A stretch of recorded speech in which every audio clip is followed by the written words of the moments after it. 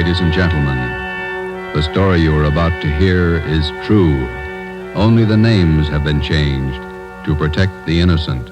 Fatima Cigarettes, best of long cigarettes, brings you Dragnet.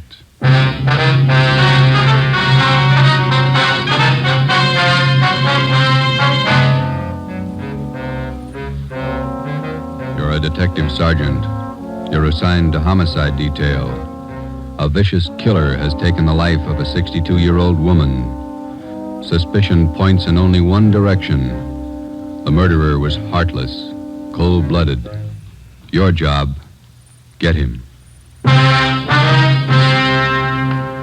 If you want a long cigarette, smoke the best of long cigarettes. Smoke Fatima. It's the long cigarette that contains an essential ingredient of all the very popular cigarettes, Turkish tobacco. That's why you see the Turkish symbols on the attractive golden yellow Fatima package. That's why Fatima has a much different, much better flavor and aroma than any other long cigarette. That's why Fatima doubles and redoubles its smokers. Yes, if you want a long cigarette, smoke the best of long cigarettes. Smoke Fatima. Dragnet, the documented drama of an actual crime. For the next 30 minutes, in cooperation with the Los Angeles Police Department, you will travel step by step on the side of the law through an actual case from official police files. From beginning to end, from crime to punishment, Dragnet is the story of your police force in action.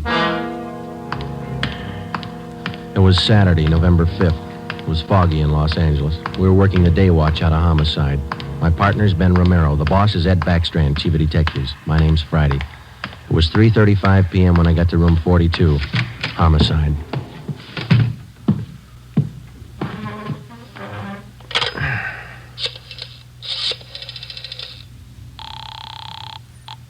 Long distance. This is Friday in homicide. I'd like to place a call to Mr. Frank Renard in Murphy, Idaho. The number is 761. Frank Renard, Murphy, Idaho, 761. Yeah, that's right. The call's been cleared with the business office. All right. Do you want me to call you back, Sergeant? No, I'll hang on. Okay, I'll place it for you.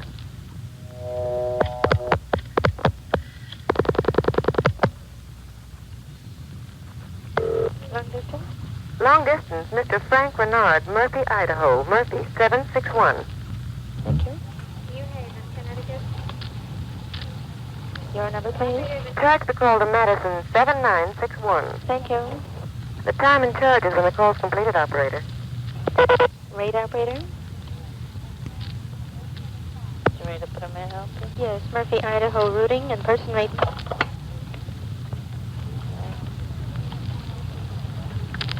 Tuesday, NAM, PA, Napa. Hi.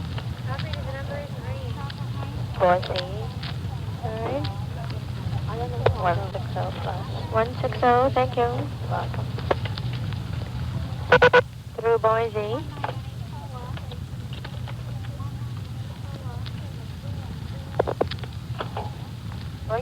I'm calling Napa.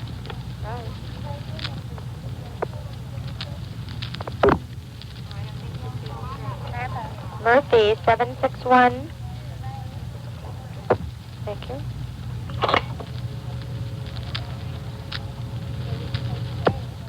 Keep ringing, 761. They're ringing the number, Sergeant. Okay, thanks.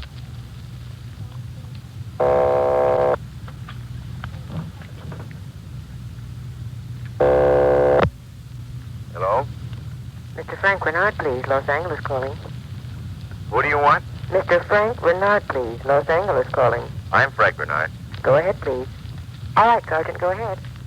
Hello? Hello? Hello, Frank Renard. Yeah, who's this? This is Sergeant Friday, Los Angeles Police Department. We've got an urgent message for you. For me? Well, what's the matter? Well, your wife, Dolores, asked me to call you. Something's happened to your mother. What do you mean? What's happened? I better let your wife tell you. She wants you back in Los Angeles right away. Look, what's this all about? I can't leave my job now. You better come. Your mother's been murdered.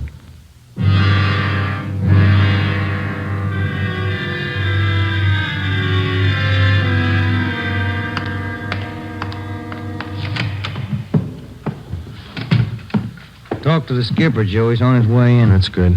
Did you call my husband? Did you? He's flying down from Idaho tonight. Be here in the morning. You tell him about me? The trouble I'm in? I told him his mother was murdered. That's all I told him, Mrs. Renard. What am I going to say to Frank? He always sided in with his mother. He'll never believe me. What can I tell him? Jury can give you more trouble than your husband can. What you going to tell them? Are you stupid or something? How many times do I have to say it? I didn't kill her. I didn't kill her. It's a small room, Ms. Renard. We can hear you. Sit down, please. I won't sit down. You're not pinning this on me because I didn't do it. Anybody could have killed the old hag, but I didn't. Will you sit down, please? I don't have to take this. I'm no tramp. Keeping me in here, asking me questions. I told you all I know. Look, you're in a bad spot. I hope you realize that. I didn't kill her. Ms. Renard, how long have you and your mother-in-law been living together in the house on Chavez Road? Since Frank took the job up in Idaho. About 6 months. He said it'd be better for me while he was away living with her. Your neighbors told us you didn't get along very well with your mother-in-law. That's right, I didn't. She hated me, I hated her. You used to fight with her, is that right? You hit her. Only a couple of times. She called me dirty names. I hit her. She pulled me by the hair. I hated her like everything. I didn't kill her. Once more, Ms. Renard, would you mind telling us how you spent your time since early this morning, where you went, what you did, everything? I told you already everything. Will you tell us again, please? I got up about 9:15. I had a cup of coffee and then I got dressed. The old lady was on the back porch doing the washing. What did your mother-in-law do for a living? I told you. She took in washing. After I got dressed, I left the house. About 10 minutes after 9, I went downtown to the dentist. He filled a tooth for me. This one here, you can ask him. What time did you leave the dentist's office? About 10:15. Maybe 20 after. You can ask him. What'd you do after that? I walked around window shopping. Did you buy anything, talk to anybody? I told you no. What time did you get home? 12:30. I went in the bedroom. The old lady was on the floor. Blood all over. I felt her heart. It wasn't beating.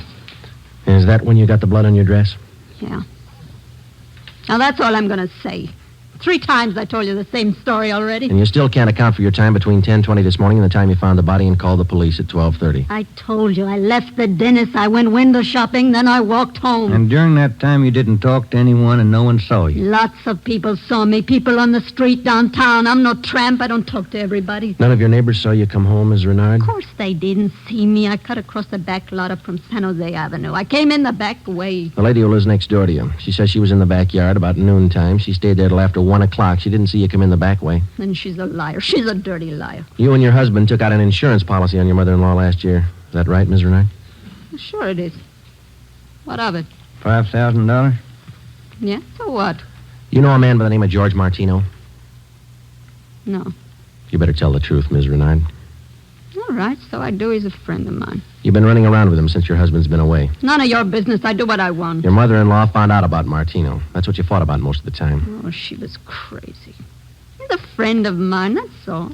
Are you telling the truth, Ms. Renard? Martino's a boyfriend of mine. I told you, that's all. Your mother-in-law found out you were running around with him. She warned you if you didn't shake Martino, she'd write your husband. You said you'd kill her if she did. That's a lie. That's what your mother-in-law told one of the neighbor ladies. And I said it just to scare her. One night I was drinking. We had a fight. She was yapping at me all night. I said it just to scare her. But she wrote the letter anyway. And that's what she said. But I didn't kill her. You had the time, the motive, and the opportunity. It wasn't me. I didn't kill her. Interrogation room, Friday. This is Brennan, Joe. Yeah, Bill. Where are you? Santa Monica. Picked up George Martino.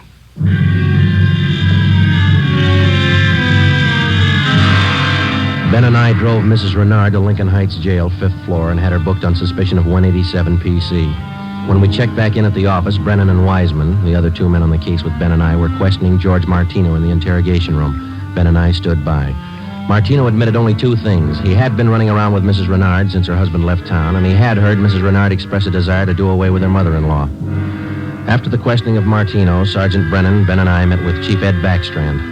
It was 5:15 p.m. You got everything but the murder weapon, huh? That and Mrs. Renard's confession. She ought to come through, huh, Joe? I don't know. She's scared, but she's still got a smart mouth. What about Martino, Brennan? You think he had a hand in it? I don't think so. We spent most of the afternoon talking to him. He hasn't got the guts. We took a statement. And does he have an alibi? Solid. What was the cause of death? Strangulation, multiple fractures of the skull. All the motives are with Mrs. Renard, Chief. Pretty clear-cut job. No evidence of robbery or burglary, I guess. A couple of the dresser drawers in the bedroom were emptied on the floor and clothes tossed all around. Pretty obvious plan to make it look like burglary. Maybe. We found 3 $1 bills in plain sight. They were on the floor near the body. If a burglar went through the stuff, he wouldn't have missed that money. And it shouldn't be too much trouble tying it up. Shouldn't be, Skipper. Friday and Romero, you follow the case through. Just a minute. Hello, Backstrand. Yeah? What? All right, I'll send him over. Lee Jones. Just finished checking the evidence at the crime lab. Yeah? He thinks Mrs. Renard's innocent.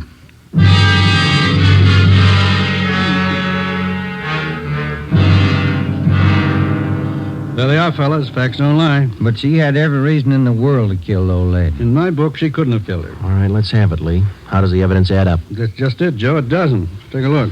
The dress Mrs. Renard was wearing when she found the body. That's it. Blood smears near the hem. 2 smears, that's all. Now, if she murdered her mother-in-law, there should be more blood on this dress, and it shouldn't be smeared. How do you mean? First of all, the manner in which the old lady was killed. Head was battered in. Must have bled profusely. No question about that. All right, go ahead. Whoever murdered the old lady must have stains all over their clothes. Here's the important part. Because of the nature of the wound, it would have stained in drops, not smears. Well, how can you tell the difference? Maybe these are drop stains on her desk. They're not. I checked them with a microscope. Only the higher ribs of the cloth are stained. The smears, nothing else. But a drop forms its own definite drop pattern and permeates the cloth, soaks in. No signs of that on her dress. Not a one. Now, here's the silk scarf the old lady was strangled with. Yeah? Here's what I found in the knot tied in the scarf. A blonde hair, wavy. Old lady had dark hair. So does Miss Renard. So does her boyfriend. That's what I mean. This blonde hair is one of 2 things that didn't belong at that murder scene. What else you got? This here. What is it, Lee? Small piece of plastic from a gun butt, I'd say. See here? Crisscross surface and a little smooth area here. Yeah? The killer could have hit the old lady with the butt of a gun. And a piece of the stock could have chipped off like this, huh? Miss Renard doesn't own a gun. Neither did her mother-in-law.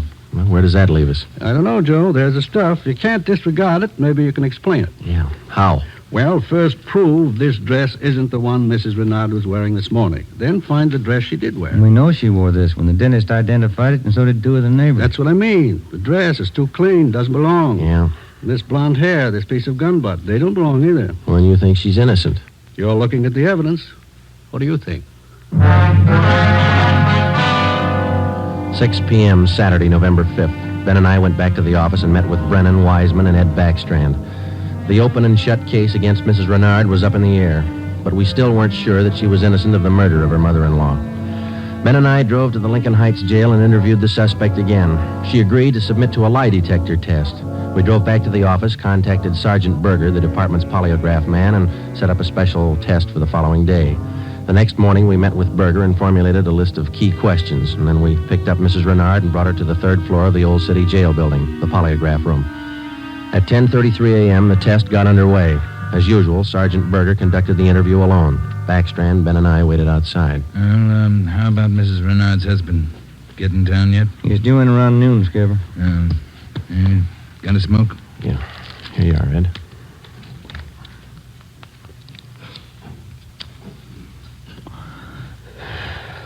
Yeah, thanks. Time is it now? 11:25. Here's Berger now. That's it, Ed. What'd you get? I can study the chart a little more. The results are pretty well defined, though. How's it look? No reaction to the key questions. What's your opinion? I don't think she did it.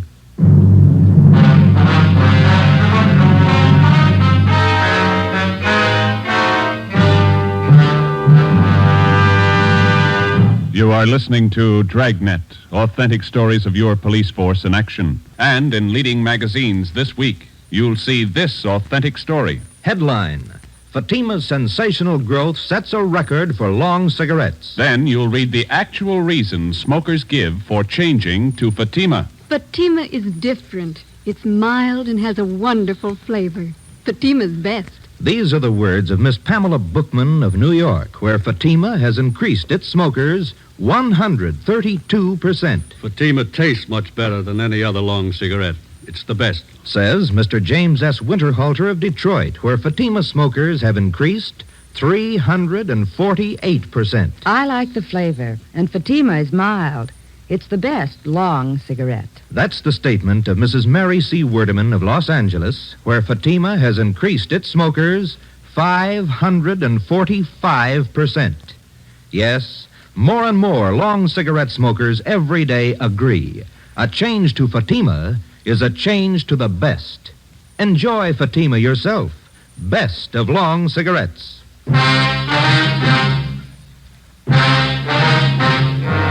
8 a.m., Monday, November 7th. Mrs. Renard was released from custody. We questioned her husband, Frank Renard, briefly. He could tell us nothing more than we already knew.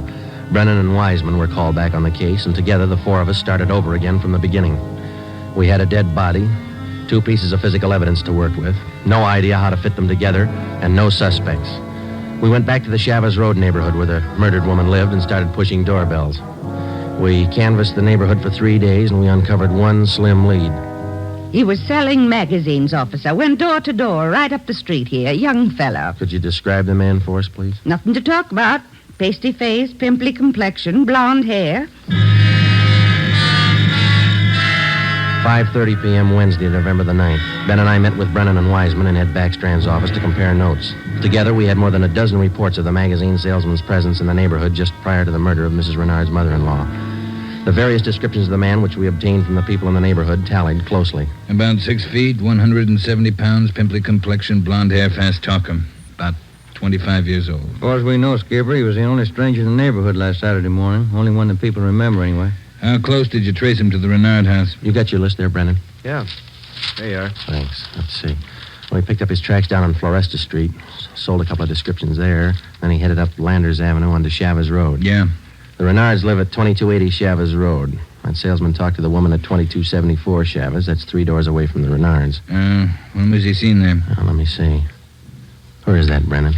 Oh, on the 15-7 sheet, Joe. Didn't have enough room on the report. Oh, yeah, here it is. Mrs. John Rico, 2274 Chavez. The guy was there about 11:45 Saturday morning. Well, that puts him in the running. First time he ever showed in that neighborhood? First time, Skipper. Fresh kid, not a very good salesman. Here's the name of the company he's working for, the Harrison News Distributors. You check with them? No, they're closed for the night. We'll call them the first thing tomorrow. Good. Here's something else for you. I had a call from Frank Renard this afternoon. What'd he have to say? Seems in the excitement just after the murder, Mrs. Renard overlooked a couple of things. What's that? Well, they're missing a yellow table model radio. It was in the bedroom where the old lady was killed. Well, that ties in with a robbery motive, huh? Yeah, they're missing a ring, too. Belonged to Mrs. Renard. Topaz ring. Supposed to be worth a little money. But she didn't notice it was gone until today. That's right. You got the serial number on the radio? Yeah, right here. Okay, let's see. Yeah, Brennan, here we are.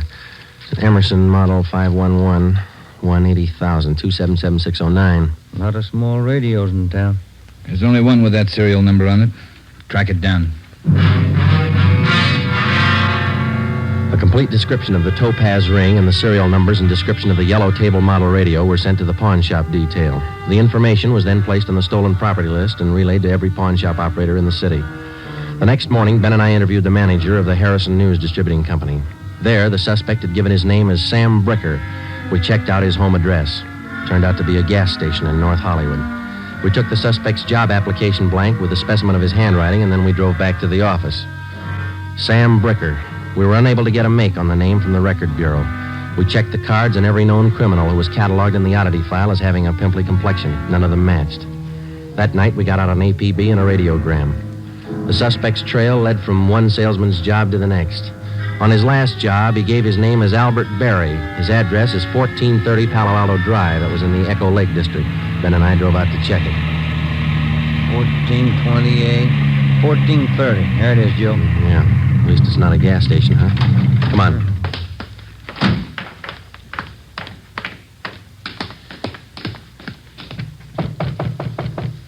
Tiresome, huh? Yeah, I could stand a change. Yes, what is it? We're looking for an Albert Berry, ma'am. Does he live here? Mr. Berry, I'm sorry. He and his wife moved 4 days ago. We identified ourselves as police officers and had the landlady, a Mrs. Catherine Hoffman, show us the apartment which Berry and his wife had occupied. It was still vacant. In one of the closets in the apartment, we found a cheap overnight bag. The lock on it was broken and one of the seams had ripped. I forgot about that old bag, and Mr. Berry told me I could throw it away. Take a look. I'm in. Yeah. How long has Barry been married? Do you know, Mrs. Hoffman? No, I don't. But the way they acted, lovey-dovey all the time, I don't think they've been together long. Hey, Joe. Look, some kind of an identification tag. Yeah, let me see.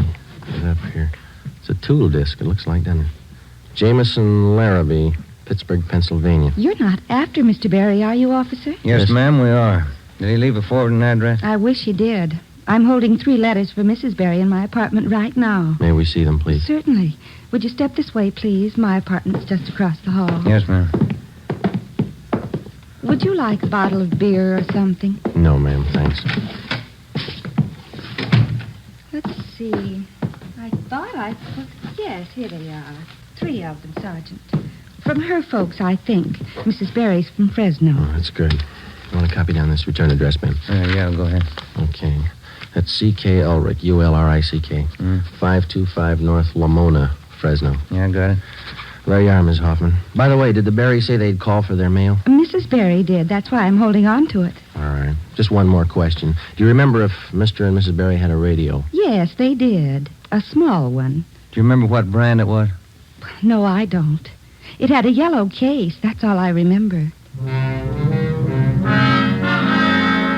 Before we left, we called Ed Backstrand, and he had an immediate stakeout placed at the apartment house in case the Barrys returned to pick up their mail. Ben and I went back to the office and placed a call to the Pittsburgh Police Department. We gave them the description and the number of the tool disc which we'd found in Barry's old suitcase. They said they'd check with the Jameson Larrabee Company in the morning, and then they'd call us back. That night, Ben and I drove to Fresno and checked in at the police station up there. 2 officers were assigned to stake out the Ulrich home. We interviewed Mr. Ulrich, who identified himself as Albert Barry's father-in-law. He told us his daughter had married the murder suspect 8 months before, and he gave us pictures of Barry taken at the wedding. Ulrich told us that he'd catch a Santa Fe train out of Fresno the next morning. He wanted to be in Los Angeles to take his daughter home when Barry was apprehended. It was almost 2 a.m. when Ben and I left Fresno and started back for Los Angeles. We checked in at the office at 10 minutes past 8 the next morning. At 8:35, the call came through from the Pittsburgh Police Department. What did they say, Joe? It was a tool disc, all right. Jameson Larrabee Company, issued 18 months ago to one of their workers. They give a name? Albert Barry. 11 a.m. Monday, December the 5th. 1 month to the day since the 62-year-old woman had been beaten to death. The pictures of Barry and his wife, which had been taken at their wedding, were printed up in wholesale lots and distributed to all points. Mr. Ulrich, Barry's father-in-law, arrived in town and got himself a hotel room. We waited. There was no report from the stakeout at the apartment house. We checked back in at the office at 5 minutes to 1. I'll get it. Homicide, Friday. This is Mr. Ulrich, Sergeant.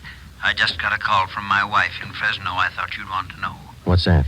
The wife got a letter from Norma. They're living in South Pasadena, an apartment. You got the address there? Yes, sir.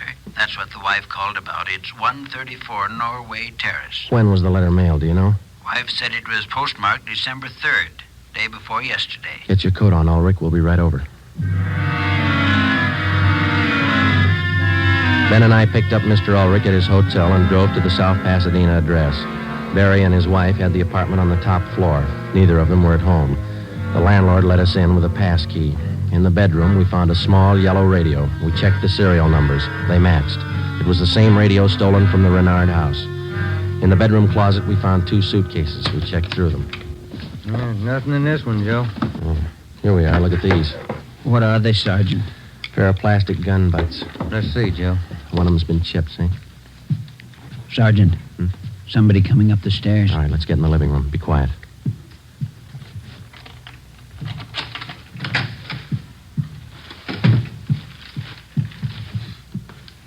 Dad, what are you doing here? Who are these men? Police, Norma. They want Albert. He killed a woman. Dad. It's all right, Norma. It'll be all right. Did you know your husband killed a woman, Miss Barry? He just told me last Saturday. We've been running away for a month now. Moving all the time. I wanted to know why. So he told me. He said I was in it as much as he was. And I'm tired of running. Why did he kill her? Did he tell you that? He said he broke in the house. He didn't know anyone was home.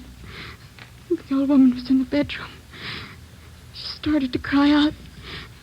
He had a gun. He hit her with it. Where's your husband now? I don't know. He said he'd come home for dinner. About 5. I bought the groceries. What time you got, Ben? 3:30. That ring you're wearing, Miss Berry, did your husband give you that? Yes, why? What kind of a stone is that? Topaz. Bert gave it to me. Why? Nothing. We'll wait. 5 o'clock came and went. Barry failed to show. 5:30. Ulrich started to get nervous. 6 o'clock. 6:30. No sign of Barry. I went to the window and kept an eye on the street below. At 6:45, a light green Nash sedan pulled to a stop in front of the apartment house. A man got out and went into the main floor entrance. Bert. I'll let him in. All right. How long have you had the new car? A couple of days. Bert got it credit. What do you want me to do now? Does he have a key to the apartment here? He lost it. Okay, when he rings, let him in. Just act natural. Ben? Yeah. You cover me. I'll get the cuffs on him. Right.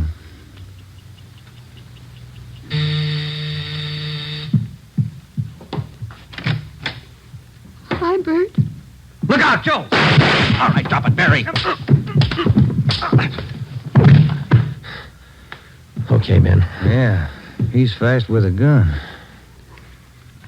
Nice looking, isn't he, Sergeant? You'd never think he'd kill anybody. Come on, let's take him in. I love him. I still love him. But you're a cop. You wouldn't understand. That's right, I wouldn't understand. I'm a cop.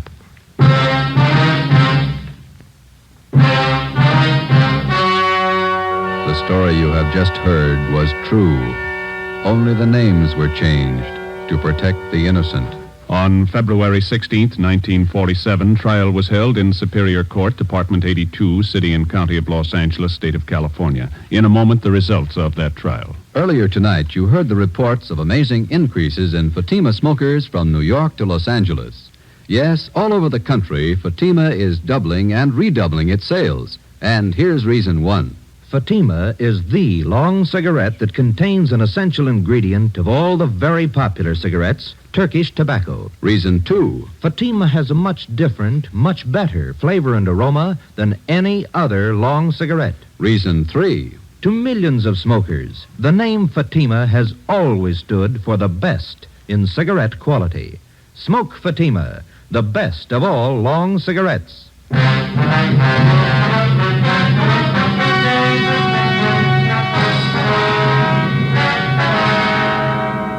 Albert Ralph Berry was tried and convicted of murder in the first degree. His wife, Norma Berry, was found innocent of the charge that she harbored a criminal.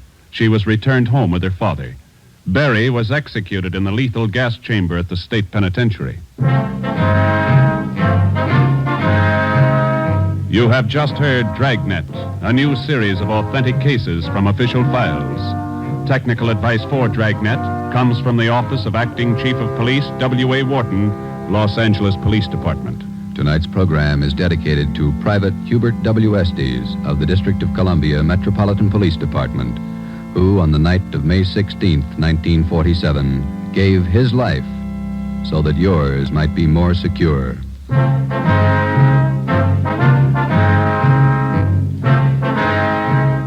Fatima Cigarettes, best of long cigarettes, has brought you Dragnet, portion transcribed from Los Angeles. Be sure to hear songs by Morton Downey tonight on NBC.